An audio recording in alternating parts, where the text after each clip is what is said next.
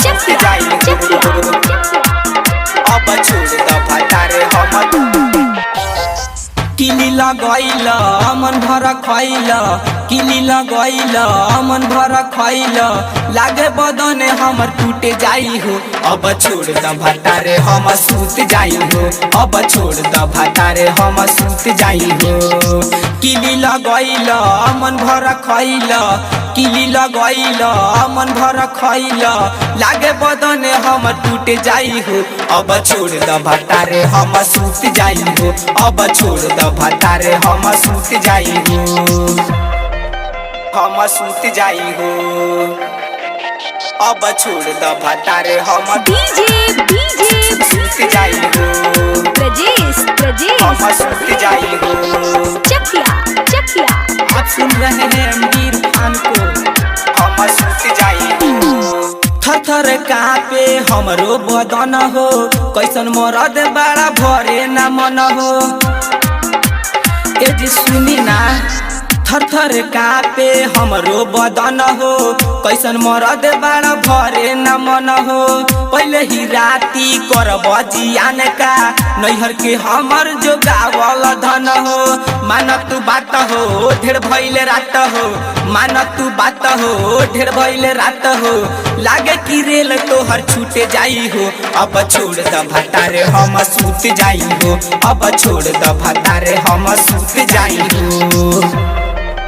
हम सूत जाई हो। अब छोड़ द भतारे हम सूत जाई हो। हम सूत जाई हो।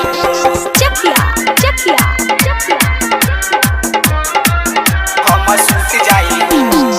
आके पलंग पर दादी अलंग के खूबे मलहिया चुसैल हो। आके पलंग पर दादी अलंग के खूबे मलहिया चुसैल हो। पहले ही राती हमके रोइल तनको रहम नहीं कैल हो। करना तंग हो भर गइल मन हो। करना तंग हो भर गइल मन हो। लागे पलंग हमर टूटे जाई हो। अब छोड़ द भतारे हम सूत जाई हो। अब छोड़ द भतारे हम सूत जाई हो। हम सूत जाई हो।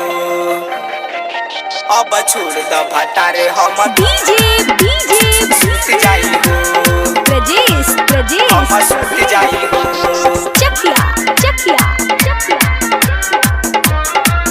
हम सूत जाई हो। राइटर समलाह जनी इतना खटी साहिद संसाद जनी हमारा से सटी। ए जी सुनतनी राइटर समलाह जनी इतना खटी साहिद संसाद जनी हमारा से सटी। लागे कि भर रात मनई सुहाग रात पिया हो काले तू कथी हो खइब। मन के मनाव जंतु सताव मन के मनाव जंतु सताव।